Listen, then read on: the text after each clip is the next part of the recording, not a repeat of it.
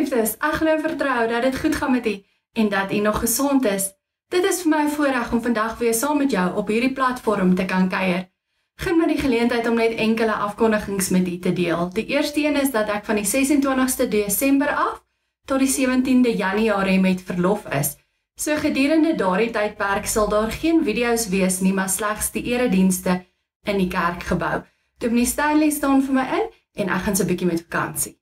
Dan wat ons voorbereidingslys aanbetref, vra ons nog steeds voorbereiding vir oom Flip Lessing, vir oom Johan Annandale en sy gesondheid, en dan het Tannie Didi Becker gesê dat ons nog steeds in ons gebede aan haar moet dink, maar dat ons al vereers net van die voorbereidingslys moet afval. So ook Tannie Dina se kleinseun en natuurlik ook Tannie Martie Potgieter. So ons dink nog steeds aan ons gebede aan hulle, alhoewel hulle name nie op ons voorbereidingslys verskyn in die eredienste nie. En dan dink ons nog steeds aan Tannie Hannetjie Klint en haar gesondheid. Indien nou enigiemand anderste is van wie ons nie bewus is nie, vra ons dat hy ons asseblief in kennis sal stel. Dit is dan nou al wat ons afkondigings aanbetref. Ek gaan vra dat ons net vir 'n oomblik ons saam wees op hierdie platform op 'n gepaste wyse sal begin. So kom ons sluit nou eers ons oë en dan bid ons saam. Here en Hemelse Vader, ons kom nou na U toe en ons kom vra vir U waar ons op hierdie platform saamkom, dat U met elkeen van ons sal werk, dat U die woord vir elkeen van ons sal oopbreek en dat U met elkeen van ons 'n pad sal stap uit hierdie teksgedeelte uit. Vader, dat U ons harte en ons gedagtes nou sal voorberei waar ons na U woord gaan luister, dat die Gees dit vir ons sal oopbreek, dat Hy met ons sal werk, dat Hy ons vorm en skaaf en dat Hy ons sal help om keuses te maak wat ons nader aan U beweeg, wat ons help om ons verhouding met U te verbeter en wat ons help om ook dit wat ons glo te gaan uitleef in die wêreld daar buite. Daarom kom ons nou na U en ons sê, spreek Here, ons as U kinders luister. Amen. Nou geliefdes, ons is by 'n nuwe seisoen in die kerklike jaar. Eintlik begin die kerklike jaar nou van voor af. Ons is by Adventstyd en hierdie Sondag is die Sondag van Hoop. So in die kerkgebou gaan ons die kers van hoop aansteek. En daarom het ek dit ook goed gedink om 'n teksgedeelte te kies wat ook by hierdie gedagte van hoop aansluit en wat ons ook help om daarop te fokus en wat ons nader bring aan die koms van Jesus Christus wat ons ook vier op Kersdag. En dit het my gelei na Jesaja 2 toe. Nou in Jesaja 2 gaan ons net die eerste 5 verse saam lees. So indien jy die Bybel het en jy wil volg, is jy meer as welkom om dit te doen. Jesaja 2 vanaf vers 1 tot 5 sê die volgende: Die openbaring wat Jesaja seun van Amos ontvang het oor Juda en Jerusalem. Daar kom 'n tyd dat die berg waarop die huis van die Here is, 'n blywende plek sal hê, bo kan die bergtoppe en sal uitstaan bo die heuwels. Al die nasies sal daarheen stroom. Baie volke sal daarna toe gaan en sê, kom laat ons optrek na die berg van die Here toe, na die huis van die God van Jakob, sodat hy ons sy wil kan leer en ons daarvolgens kan lewe. Want uit Sion kom die openbaring, uit Jerusalem die woord van die Here. Hy sal oordeel tussen die nasies en reg spreek oor baie volke. Hulle sal van hulle swaarde ploegskare smee en van hulle spiese snoeiskere. Die een nasie sal nie meer die swaard teen die ander opneem nie, en hulle sal nie meer leer om oorlog te maak nie. Kom, volk van Jakob, laat ons lewe in die lig wat van die Here afkom. Nou ons lees net hierdie enkele verse saam. Geliefdes, nadat ek hierdie teksgedeelte gelees het, het dit my dadelik herinner aan 'n beeld wat ek op 'n stadium op die internet raak geloop het. En dit is oor 'n standbeeld wat by die Verenigde Volke se hoofgebou in New York opgerig is. En dis verskriklik aangrypend. Dit gaan oor 'n man met 'n swaard wat hy smee tot 'n ploegskaar. En dit het my baie laat dink aan ons teksgedeelte vanoggend, veral die laaste gedeelte wat ons saam gelees het. Hierdie beeld is ook vir my 'n beeld van hoop, om te sê dat mense kan droom oor 'n nuwe era en dit verskaf vir ons hoop. En miskien het ons as mense al so gewoond geraak aan die samelewing waarin ons leef, die feit dat drome nie meer vir almal waar word nie, of dat Kerstyd byvoorbeeld maar net nog 'n tyd is, nog 'n seisoen in ons lewe is, dat ons nie meer droom oor 'n samelewing wat in vrede saamleef, of dat ons nie meer droom oor drome wat kan waar word, of oor 'n toekoms vol hoop en verwagting nie, dat ons selfs nie eers meer droom oor die Kerstyd nie. En dit het my nou nogal met 'n bietjie hartseer gelaat, want ons as mense leef soms met 'n moedelose, hopelose ingesteldheid.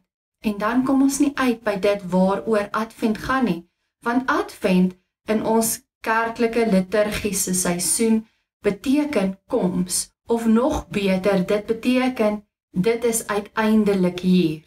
En wanneer ons daarna kyk, dan gaan dit oor ons het gewag, ons het daarna uitgesien en dit het uiteindelik aangebreek. Dit is uiteindelik hier.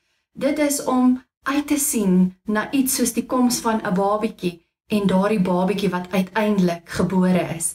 En net so het die kerk uitgesien na die geboorte van die Seun van God. En dit het aangebreek. Jesus is gebore. So sien ons ook in Adventstyd uit na die koms van Jesus se geboorte en om dit weer te herdenk. En dan wanneer Advent uiteindelik aanbreek, dan sug ons 'n sug van verligting. Nie omdat dit noodwendig 'n geestelike behoefte by ons aanspreek nie, maar omdat dit ons soms herinner aan die tyd wat vir ons voorlê, die tyd van rustigheid, van ontspanne, van feesviering, van familiebande weer optel en saamknoop en tyd saam met geliefdes spandeer. En dalk is dit vir ons 'n tyd van rus en 'n tyd van vernuwing. En ons sien reg deur die jaar uit na hierdie tyd wat vir ons moet aanbreek. En daarom het ons hierdie vorm van hoop. Nou ek weet nie almal koester hierdie hoop vir hierdie tyd nie. En nie vir almal is hierdie tyd noodwendig 'n positiewe tyd nie. Vir party is dit 'n baie moeilike tyd en 'n baie hartseer tyd. Maar dit is die gedagte wat in ons teksgedeelte ook na vore kom. Nou net so het God se volk in Jesaja se tyd uitgesien na iets nuuts, na God se teenwoordigheid, en hulle het gehoop dat daar iets meer, iets positiewers in die toekoms vir hulle voorlê. Nou die openbaring van Jesaja 2 vers 1 tot 5 wat ons gelees het, vestig ook die hoop op die berg. Die berg van die Here waar die woonplek van die Here is. Hierdie berg bring hoop vir die wêreld. Dit is so omdat die Here se teenwoordigheid op hierdie berg geken word. Van hierdie berg af openbaar die Here sy wil aan die mense en hulle leer hoe om reg te lewe en hoe om hulle as mense se lewens te verander sodat dit ook 'n positiewe invloed op die mense rondom hulle se lewens het. Jesaja sien in hierdie openbaring 'n toestroming van volke en nasies na die Here toe. Mense en nasies sal sê, kom, laat ons optrek na die huis van die Here toe, na die huis van die God van Jakob, sodat hy ons sy wil kan leer en ons daarvolgens kan lewe.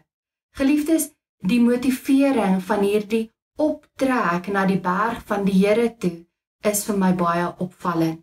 Dit is nie omdat die berg so 'n besonderse plek is nie. Dit is ook nie omdat bergtoppe in die Bybelse tyd algemeen bekend was as die woonplek van die gode nie. Dit gaan oor God. Jesaja sien die mense optrek omdat hulle die wil van die Here wil leer ken. Die volk sal besef, die Here gee lewe, wanneer hy homself openbaar. God wys die pad aan, en die nasies herken en erken die weg wat die Here vir hulle wys. Dit is 'n besonderse visioen vir die verloop van die wêreldgeskiedenis. Jesaja sien nie verwoestende goddelike oordeel wat oor die wêreld losbars nie. Nee, hy sien 'n innerlike verandering wat by mense plaasvind, sodat hulle spontaan aan die lering en die wil van die Here hulle self onderwerp. Nou geliefdes, die vraag wat ek en jy vandag vir onsself moet vra is, kom ons met soveel entoesiasme na die Here toe? Gaan ons met soveel entoesiasme kerk toe, of as ons hierdie video aanskakel, doen ons dit met soveel entoesiasme? Trek ons op na 'n gebou toe, of kom ons na hierdie video toe met 'n verwagting dat ons 'n ontmoeting gaan hê met die lewende Here? Want dit is wat in die begin van hierdie visioen van Jesaja na vore kom, dat ons met 'n verwagting na God toe moet gaan, om te verwag dat hy sy wil aan ons bekend gaan maak, en dat ons iets by hom gaan leer, en dat dit wat ons by hom gaan leer, ons gaan verander, en ons nader aan hom gaan bring. Geliefdes, as ons nie met so 'n verwagting elke keer na die Here toe gaan, wanneer ons in 'n ontmoeting met hom gaan wees nie, dan mis ons die punt. Dan is my en jou ingesteldheid nie reg nie. Dan leef ons nie met hoop nie. Dan leef ons nie met 'n verwagting nie. Dan sien ons nie uit na dit wat ons lewens kan verander nie. So Jesaja sê, wanneer ons optrek na die Here toe, wanneer ons in gebed na hom toe gaan, wanneer ons eredienste bywoon, wanneer ons na video's kyk, moet ek en jy 'n verwagting koester om 'n ontmoeting met God te hê en om na sy wil te luister, by hom te leer sodat hy ons kan verander. En dis die hoop waarmee ek en jy moet leef. Dis die vraag wat ons vir onsself moet afvra. Leef ons met hierdie verwagting? Geliefdes, dis gaan dit nie in die eerste plek oor die berg nie. Dit gaan oor die ontmoeting met die lewende God op hierdie berg, of in 'n gebou, of op 'n video, waar ook al ons kom, dat ons 'n ontmoeting met God het. En dat ons die verstommende gebeure wat plaasvind, sal raak sien. En dit is hier waar vers 4 na vore kom. Dit sê daar, die Here sal oordeel tussen die nasies, reg spreek oor baie volke. Hulle sal van hulle swaarde ploegskare smee, en van hulle spiese snoeiskerre. Die een nasie sal nie meer die swaard teen die ander een opneem nie, en hulle sal nie meer leer om oorlog te maak nie. Hierdie vers vertel vir ons dat die Here oordeel en reg spreek. Nou, oordeel beteken letterlik dat die Here sal vasstel wat reg is, en as regter oor en tussen die nasies sal optree. Phil Robinson skryf dat die regter hier as 'n skeidsregter optree, wat dit vir die nasies moontlik maak om naas en saam met mekaar te lewe. Wanneer die Here die reg so beskerm, dan word vrede moontlik. Vers 4 het 'n baie duidelike beweging van geregtigheid na vrede. Dit is die Here se geregtigheid wat mense leer dat geweld en stryd nie die regte weg is nie. En omdat hulle hierdie lewensles by God geleer het, begin hulle om in vrede met mekaar te leef. God se lering bring dus 'n omwenteling teweeg. Hierdie omwenteling bestaan uit 'n paar bewegings, en ek wil kortliks gou hierdie bewegings met u deel. Die eerste beweging van geregtigheid na vrede vind plaas wanneer daar staan, nasies sal die Here se regspraak gehoorsaam. Nou sedert die toring van Babel is die internasionale politiek in 'n gemors. Daar is onderling verdeeldheid en mense en groepe is van mekaar vervreemd. Mense kry dit nie reg om mekaar te verstaan en aan mekaar lewensruimte te gun nie. Nou word al die verdeeldheid en vervreemding wat alle pogings tot versoening en vrede verongeluk het, onder die regverdige oordeel van God gestel. God wys uit wat reg en wat verkeerd is. En God lei mense op die regte pad. God is 'n regter wat niemand voortrek nie. Hy kan nie afgedreig of omgekoop of onregmatig beïnvloed word nie. Reg en regverdigheid word nou die grondslag waarop alle verhoudinge gebou word. So dit is die eerste beweging. Die tweede beweging van geregtigheid na vrede wat plaasvind, is dat oorlog en geweld ontmasker word. Die nasies dink dat oorlog en geweld en om te beklei verlossing bring. Ons sien dit oral rondom ons, veral wat die FSA aanbetref, né? Hulle voel bedreig en dan sal hulle deur geweld dinge probeer regmaak. En daarom skiet hierdie supermoondheid ander lande plat. Daarmee word geen oplossing bereik nie. Die geweldspiraal verhoog net. En so ook duisende ander voorbeelde van diktators, terroriste groepe, bendes en gesinsgeweld. Want geweld vernietig. Die Here leer mense die regte pad. Dit laat die mislukkings van oorlog en geweld so helder na vore kom, dat die volke eiehandig hulle wapens begin stikkend slaan, ophou om vegvliegtuie en tanks te bou en hulle militêre opleidingssentrums te sluit en die pad van geweld te staak.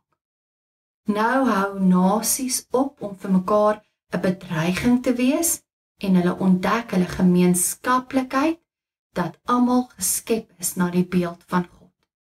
En hulle word verlos van eeue se verblinding deur agterdog, vrees en haat.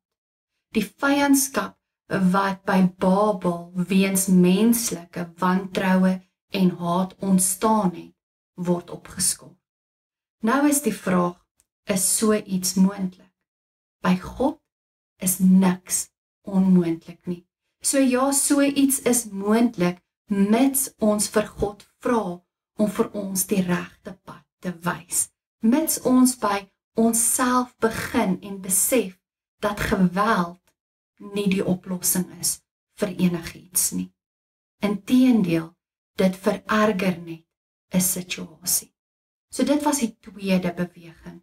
Die derde beweging van geregtigheid na vrede wat plaasvind, is dat afgetakelde wapens word landbou-implemente. En hierso is waar ons prentjie 'n groot rol speel. Die wapentuig word nou skrootmetaal en uit hierdie skrootmetaal word landbou-instrumente vervaardig. Nou Phil Robinson sê, nou dat hulle nie meer die wapens dra nie, is hulle hande vry om iets te doen omtrent die hoofprobleem van die wêreld, om kos te verbou vir almal wat moet eet. Geliefdes, is dit nie wat ons almal wil hê nie, dat daar vrede moet heers, dat mense vir mekaar moet omgee en in mekaar se behoeftes moet voorsien. Was dit nie hoe die eerste gemeente in die Bybelse tyd gefunksioneer het nie? Geliefdes, dit kan 'n werklikheid word in ons eie lewens, as ons God toelaat om vir ons die pad van vrede aan te dui en ons te leer om dit te stap. As ons vir die Here vra wat in ons lewens omgeskakel moet word sodat ons nie afbreek nie, maar opbou, dan gaan ons dit begin regkry. Want in my lewe moet daar verandering na vore kom om dit te kan regkry. Dalk is dit by venynige woorde wat ek as wapens gebruik teen ander mense, wat ek moet stop of wat ek moet omskakel in woorde van liefde en respek. Dalk is dit my hande wat mense seer maak, wat moet stop om mense seer te maak. en wat ek moet gebruik om mense eerder gesond te maak, of om liefde uit te deel, of om kos uit te deel. Dalk moet ek en jy meer prakties raak. Dalk is dit om die plastiek en die papier en die glas uit te sorteer en op Vullisdag buite te sit in spesifieke dromme, sodat die mans wat op en af in die strate loop, dit bymekaar kan maak en so 'n geldjie kan verdien. Ietsie kleins wat ek en jy doen, maar wat 'n groot verskil maak in iemand anders se lewe. Dalk is dit om 'n groentetuin op my sypaadjie te begin, sodat die hele gemeenskap hulle groente kan kom vat, soos wat hulle nodig het. Die punt is dat ons met die Here se genade altyd hoop op verandering en op vernuwing. Hoop op vrede tussen alle mense en dat ons dit kan regkry as ons God se wil leer en dit begin uitleef.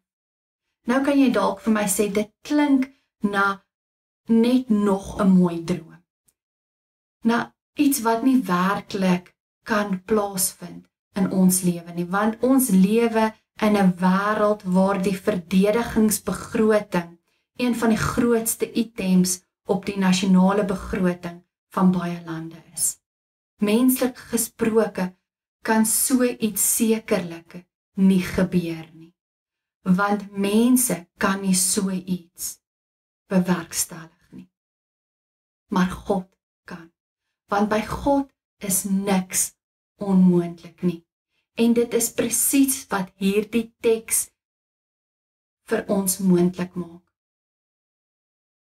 Want in hierdie teks kry ons die belofte van God. God doen hier 'n wonderwerk. Hierdie openbaring van God word in die Nuwe Testament verhelder en verdiep.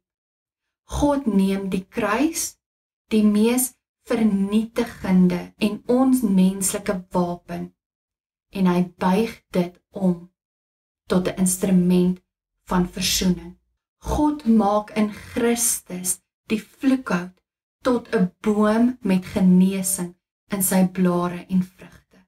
Op die manier maak God die openbaring van Jesaja 2 'n werklikheid. In die Nuwe Testament leer Christus ons dat die tempel en die verhewe berg in Christus se bediening op aarde beliggaam word. Christus vervang die tempel. Die wysheid en lering oor die oordeel en teregwysing van God, die gaan van Jesus af uit. Mense het Jesus aan die kruis probeer verpletter. Die kruis is die simbool van mense se verwerping van God. Toe neem God die geweld van mense en hy verpletter geweld daarmee. Geweld loop hom ter pletter teen die kruis. God doen dit deur Jesus uit die dood uit op te wek. Die dood is die hoogste wapen van geweld en God kom vernietig die wapen deur die dood te oorwin. God het die mag van geweld ontmasker en tot niet gemaak. Golgotha en die leë graf is die berg van God waar die wysheid van God openbaar word. Wysheid wat die nasies op die regte pad lei. So geliefdes, die belofte van Jesaja 2 het reeds waar geword.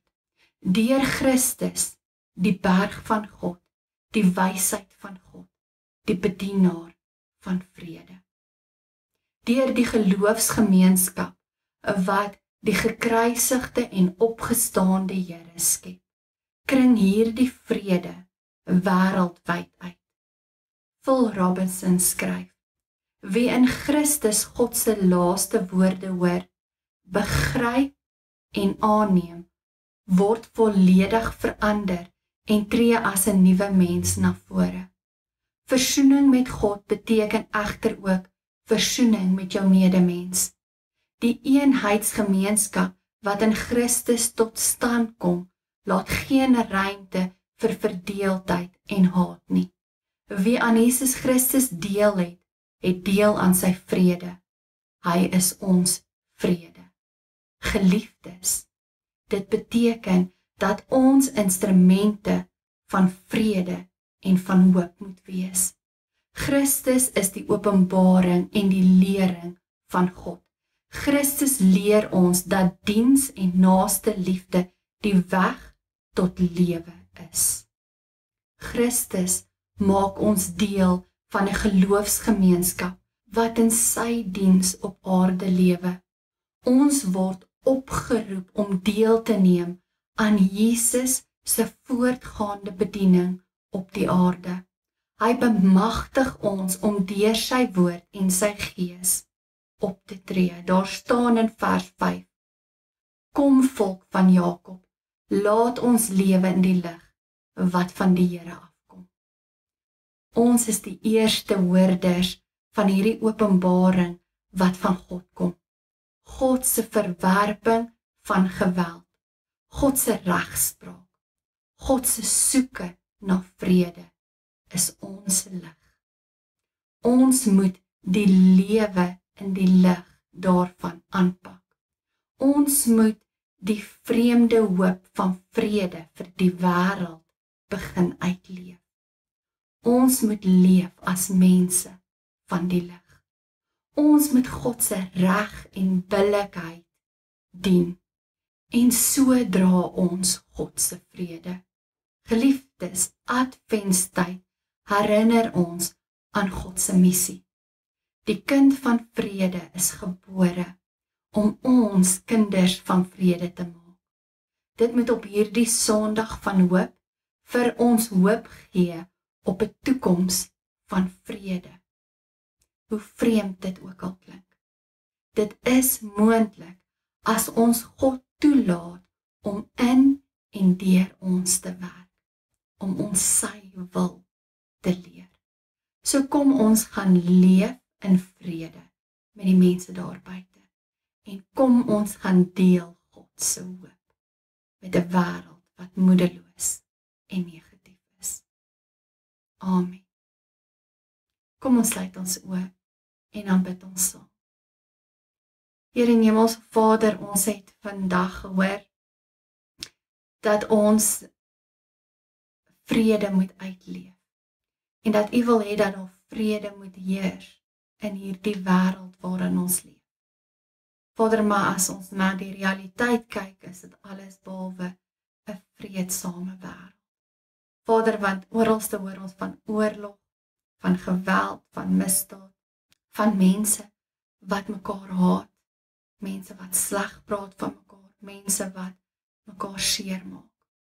Vader, as ons deelneem aan daardie praktyke, kom bely ons dit vandag. En ons is jammer dat ons deel is van die groep mense wat onvrede saai. Vader, en ons kom bid en ons kom vra, help ons, dat ons 'n gesindheid van vrede openbaar, en dat ons daar waar ons beweeg, vrede sal uitleef, dat ons hoop sal deel met 'n wêreld wat moedeloos is en hoop verloor het. Ag Vader, help ons dat ons hande liefde sal uitdeel, dat ons woorde opbouend sal wees, dat ons woorde vrede sal bring en dat ons nie sal rusie maak nie. Vader, dat ons nie met ons hande sal seer maak nie, maar dat ons sal gesond maak, dat ons heel en dat ons liefde sal uitdeel. Ag Vader, laat ons by onsself begin en dat ons vrede so sal uitdeel en sal deel maak van ons lewens en dan hopelik spoel dit oor na ander mense toe. En help ons om te bid vir wêreldwye vrede. Help ons om te bid dat nasies die wapens sal neerlê en dat hulle eerder ploegskare daarvan sal maak en dat hulle sal voorsien in ander se behoeftes. Dat wapens nie meer vervaardig sal word nie, maar dat daar eerder implemente vervaardig sal word wat kan gebruik word in die landbou om kos te voorsien vir mense. Vader, so iets is moontlik, mits ons daarvoor bid en glo dat U dit kan doen. Want Vader, by U is niks onmoontlik nie. Maar help ons dat ons by onsself begin en dat ons nie sal ophou bid nie. Vader, ons kom bid ook vandag vir elkeen wat siek is in ons gemeente. Ons kom dra hulle aan U op en ons vra dat U ook die pad saam met hulle sal stap, dat U hulle sal aanraak en dat hulle intens bewus sal wees van u teenwoordigheid. Ons kom bid vir mense wat op ons land se paaie gaan reis in hierdie feesseisoen. Ons vra dat U hulle sal beskerm en sal bewaar, dat hulle veilig by hulle bestemming sal uitkom en weer veilig sal terugkeer na hulle huise toe. Vader, dankie dat ons hierdie dinge mag bid, nie uit verdienste nie, maar alleen uit genade. Amen. Geliefdes, dankie dat ek my gedagtes rondom hierdie teks met jou kon deel. Ontvang dan nou die seën van die Here. Here, maak ons instrumente van U vrede. Waar daar haat is, laat ons liefde bring. Waar daar oortredings is, vergifnis. Waar daar twyfel is, geloof. Waar daar wanhoop is, hoop. Waar daar duisternis is, lig. Waar daar droefheid is, vreugde. Seën ons met U genade, liefde, vrede en hoop. Amen. Geliefdes, bly gesond en wees geseënd. Totsiens.